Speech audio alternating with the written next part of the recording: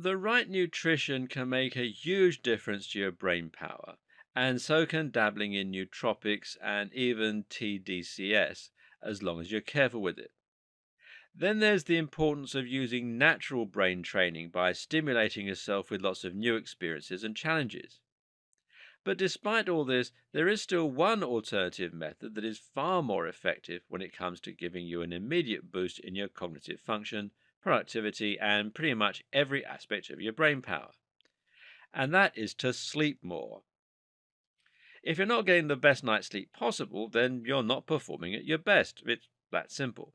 And that's because you're still going to have a build-up of adenosine in your brain, slowing you down because your brain actually strengthens connections formed during the day during the night. So it's while you sleep that you replenish many of your neurotransmitters. And in short, this is an absolutely crucial process for putting you back on top of your mental game.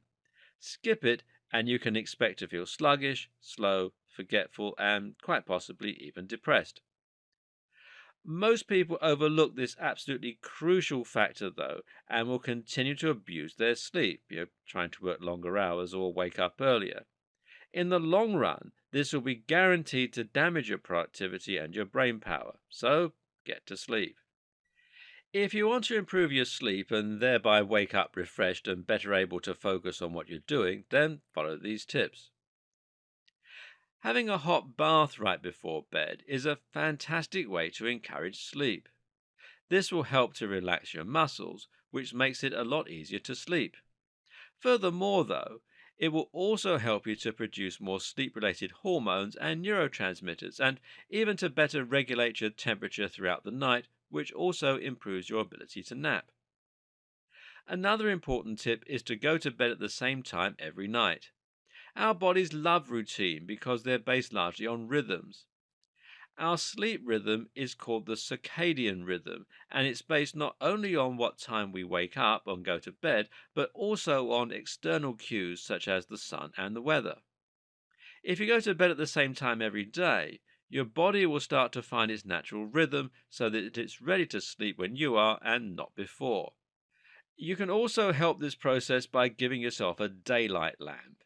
And this is a lamp that's designed to mimic natural sunlight by producing light with a very similar wavelength. What's more, a daylight lamp can be set to come on gradually in the morning to mimic the rising sun. So, rather than being rudely startled awake, you'll be gradually nudged away by light, as you would have been during your evolution. This is also why it's so important to have thick curtains. If light comes in from outside, it can reach your brain via the thinner parts of your skull and trigger the release of cortisol to wake you up. But if you keep those curtains opaque, then you only have the light that you set to tell your body when to wake up. Other important tips are to create a quiet space to sleep in and to make sure that your bed is as comfortable as possible. It's also important to have a cool down period. Now, this is a period of time during which you're going to avoid anything that might stimulate you. That means you're going to avoid all forms of stress and anything that just wakes you up. So, no phones, no computer games, and no bright lights. The best way to do this is to read something under a dim light. Reading focuses your inner monologue and thereby prevents your mind from wandering to stressful things.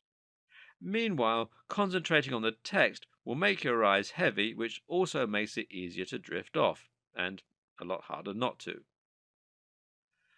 The reason this cool down period is so important is because it puts you in a relaxed state ready for bed.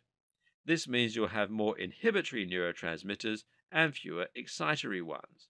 And this is an important concept to understand because ultimately, both your brain and your body are only ever in one of two states, excited or inhibited. You're always either catabolic or anabolic.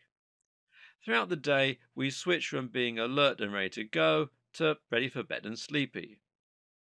When it gets dark and we're tired at the end of the day, we have cues from the darkness, from the adenosine build up in our brains, and even from dinner, which causes a release of sugar and serotonin stroke melatonin in our brains.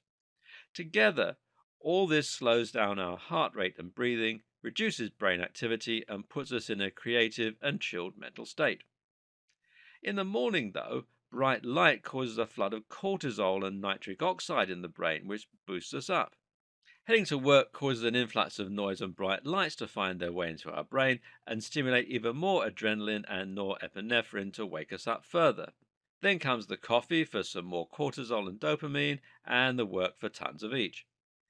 And it's by switching between these two states that the brain is generally able to always perform the right job for the task at hand. The problem is we're always sending the wrong signals or trying to force ourselves to stay in one state too long. That's what happens when we play loud video games right before bed, or when we try and force ourselves to work hard after 4 p.m. or after we've just eaten. And a big part of performing to our best is to understand the importance of letting our brain go through its natural rhythms and trying to work with it to get the most from it. It's also important to try and avoid excess stress because when you get too stressed, whether that's caused by physiological or psychological factors, this actually causes us to become so wired and focused that our prefrontal cortex entirely shuts down.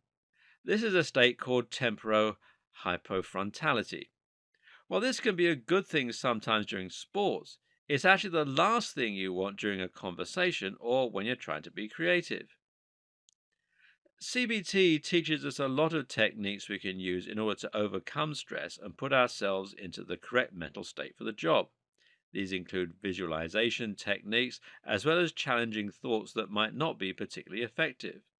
Meditation is also an incredibly useful tool to this end, and you can use it to address stress and put yourself in a much calmer and more relaxed state of mind as and when you need to. And finally, remember it's absolutely essential that you get lots of exercise if you want to get the most out of your brain. Remember, your brain evolved to help you adapt and survive in the environment via your physical interactions with it.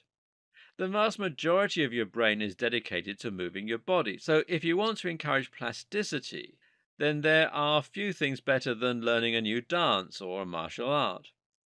What's more, though, is that exercise boosts your memory, according to studies, and stimulates the production of countless crucial neurotransmitters and hormones.